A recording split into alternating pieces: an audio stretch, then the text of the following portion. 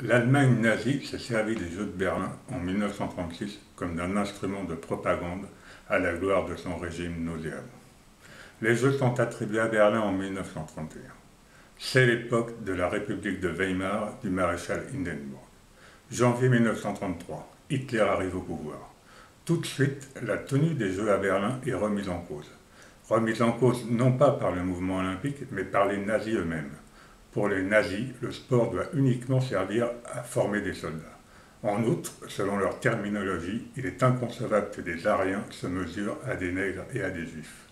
Mars 1933, Karl Diem et Theodor Lewald, les deux hommes forts du sport allemand, prennent rendez-vous avec Hitler et Goebbels.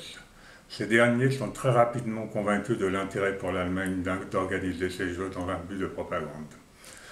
Un mouvement de boycottage des Jeux de Berlin prend néanmoins forme aux États-Unis dès 1934. Avery Brundage, président du comité olympique américain, se rend en Allemagne pour une visite d'inspection. À son retour, il a ces mots terribles. Il faut aller aux Jeux. Les Juifs allemands sont contents de leur sort d'un point de vue sportif. En France, le Front populaire vote pour la participation, à l'exception de Pierre Mendès France. Finalement, seul le mouvement ouvrier international ne se satisfait pas des Jeux nazis.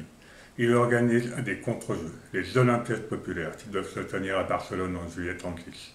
Mais celles-ci sont annulées au dernier moment, car c'est le pronunciamento du général Franco. Entre-temps, l'Allemagne s'est mise en ordre de marche. La campagne Pax Olympica a été mise en œuvre. L'Allemagne veut montrer sa force, bien sûr, mais elle veut aussi montrer que c'est une force pacifique, tolérante. Ainsi, Berlin est en quelque sorte dénazifié. On enlève de Berlin tous les signes antisémites. On ordonne à la SS de ne pas appliquer les lois racistes de Nuremberg aux sportifs. On ravale les façades, on détruit les bâtiments abîmés.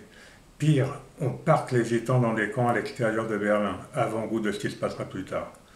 1er août 1938, c'est la cérémonie d'ouverture.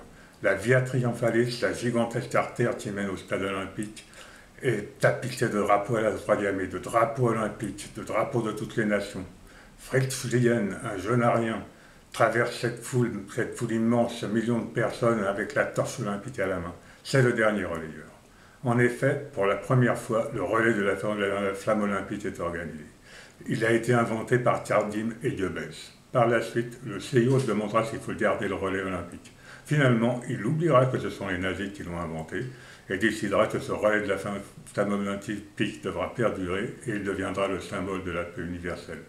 Dans le stade, Richard Strauss fait interpréter son hymne olympique. Les nations défilent. L'image de la délégation française qui défile bras tendus choquera beaucoup de monde. Pourtant, ils ne font pas le salut nazi, mais le salut olympique. Par la suite, le salut olympique, qui ressemble trop à ce salut hitlérien, sera proscrit, aussi bien dans les cérémonies que sur les affiches. Premier jour des Jeux, premier incident. Hans Volke et Tilly Fleischer, deux athlètes allemands, remportent une médaille d'or. Hitler les reçoit dans sa loge pour les féliciter. Henri de Baillet-Latour, président du CIO, rappelle au Führer que c'est contraire au protocole. Dès lors, Hitler ne félicitera plus personne, car se plier au protocole olympique est indispensable pour occuper l'opinion mondiale. Ce qui nous permet de parler de Jesse Owens. Jesse Owens, qualifié par les nazis d'Africain nègre au service des États-Unis, va remporter 4 médailles d'or. C'est l'exploit majeur de ces Jeux. Owens va devenir le dieu olympique un peu plus tard. Mais ce n'est pas si simple. Owens voulait remporter 3 médailles d'or. Il ne devait pas participer au relais 4 x 100 mètres. Mais au dernier moment, les dirigeants américains lui ont demandé d'y participer, ainsi que Ralph Metcalfe, pour remplacer 2 athlètes. Ces athlètes, c'était Stan Sloner et Marty Glickman, les 2 seuls juifs qui étaient sélectionnés dans l'équipe des États-Unis d'athlétisme. On le voit, la responsabilité du mouvement olympique est engagée. Il a sûrement péché beaucoup plus par naïveté, mais sa responsabilité est grave. Il y a des anniversaires qu'on ne devrait pas célébrer, qu'on ne veut pas souhaiter, mais les dates sont les dates. Et il y a 60 ans s'ouvraient les Jeux de Berlin.